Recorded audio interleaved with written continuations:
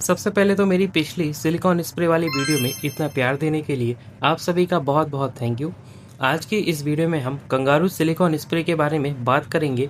इस स्प्रे का सही यूज़ कार में कहाँ और कैसे करना है, इसका क्या टेक्निकल एडवांटेज है, ये सब आज हम step by step live practical के साथ देखेंगे। तो वीडियो एंड तक ज़रूर देखना। और ये वीडियो कोई प्रमोशनल वीडियो नहीं है। इस सिलिकॉन स्प्रे को मैंने अमेजॉन से अपनी कार के लिए परचेस किया है। सिलिकॉन स्प्रे कार के अलग अलग रबड़ और प्लास्टिक पार्ट्स पर काम करता है, जैसे डोर रबड़ beading, power window glass channel, drive shaft का एक्सल बोट और सस्पेंशन के रबड़ बुशिंग। इसका मेन काम फ्रिक्शन को ख़त्म करना और रबड़ को ड्राई होकर क्रैक होने से बचाना होता है। सिलिकॉन एक non petroleum based thin protective layer बनाता है जो वाटर रिपेलेंट होता है, यानी पानी और धूल मिट्टी को अट्रैक्ट करे बिना पार्ट्स की जो लाइफ होती है उसको ये डबल कर देता है। तो टाइम टू टाइम हमें खास करके बारिश के मौसम से पहले हमें इसका इस्तेमाल करना चाहिए।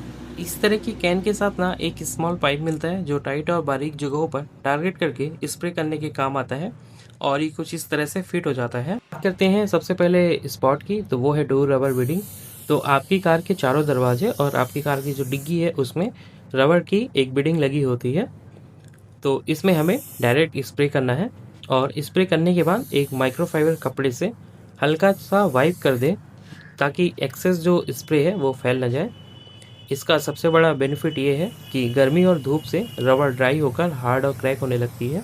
सिलिकॉन स्प्रे इसे अच्छे से सॉफ्ट कर देता है, फ्लेक्सिबल रखता है, जिससे रेनी सीजन में केबिन में पानी की लीकेज नहीं होती, रोड की जो नॉइज़ होती है वो नहीं आती है और डोर को बंद करते वक्त स्मूथ जो एक आवाज़ होती है वो मिलती है। और हाईवे स्पीड पे जैसे मैंने बताया जो विंड नॉइज़ होता है वो काफ़ी हद तक कम हो जाता है, क्योंकि आपने नोटिस किया होगा कि जो पुरानी कार होती हैं उनमें नॉइज़ की बहुत प्रॉब्लम होती है। जो विंड नॉइज़ होता है वो बहुत ज़्यादा आता है, टायर की आवाज़ बहुत ज़्यादा आती है। तो अगर हम टाइम टू टाइम इस स्प्रे का यूज करेंगे तो इस प्रॉब्लम से हम बच सकते हैं।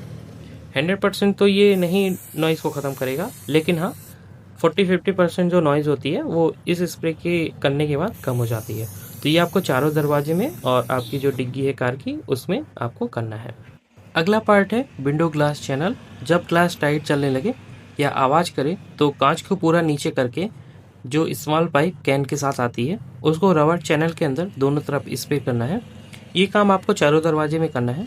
इसका फ़ायदा ये है कि ग्लास और रबर के बीच में जो फ्रिक्शन होता है वो ख़त्म हो जाता है और कांच बिल्कुल मक्खन जैसा स्मूथ चलने लगता है। जैसे मैं कर रहा हूँ वैसे ही आपको भी करना है।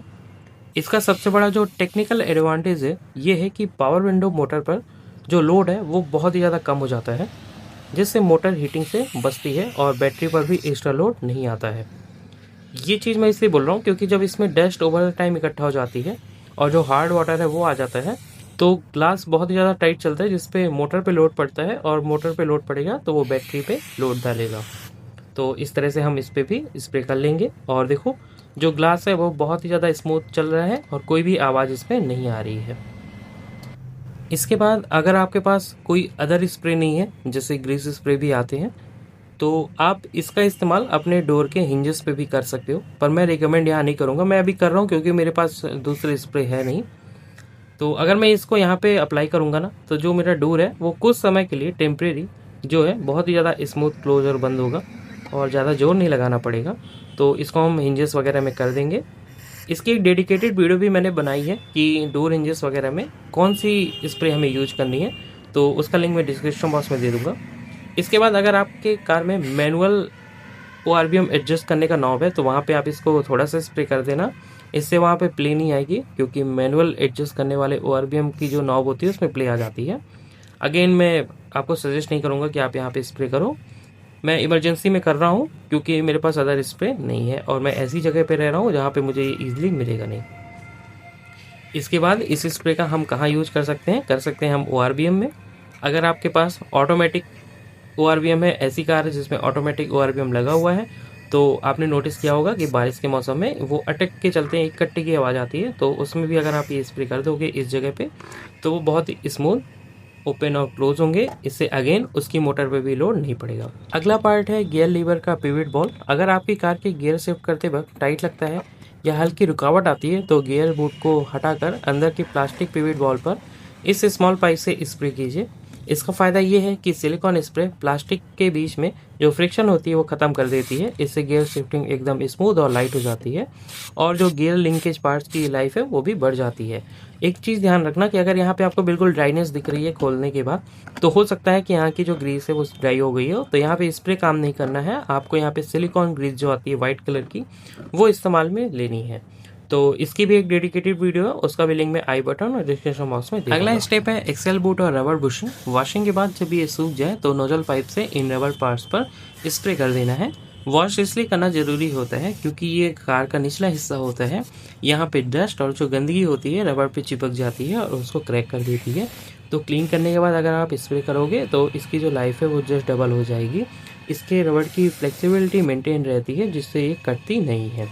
इसके बाद ये जो बोनेट में आपके ये बुशेस लगे होते हैं रबड़ के, जिनमें बोनेट बैठता है, उस पर भी हमें इसको स्प्रे कर देना है, इससे भी ये सॉफ्ट हो जाएगा। इसके बाद हम आ जाएंगे कार के डिग्गी के हिंजेस पर। ये जो गैस स्टड यानी डिग्गी की जो सस्पेंशन रॉड्स हैं, इन पे भी हम इनके हिंजेस पे हम स्प्रे कर देंगे, जिससे कि ये भी स्मूथ ओपन और क्लोज होने लगेंगे। और ये काम अगर आप अपनी कार में कर लोगे तो जो रस्टिंग की प्रॉब्लम है हिंजेस वगैरह में वो नहीं आती है।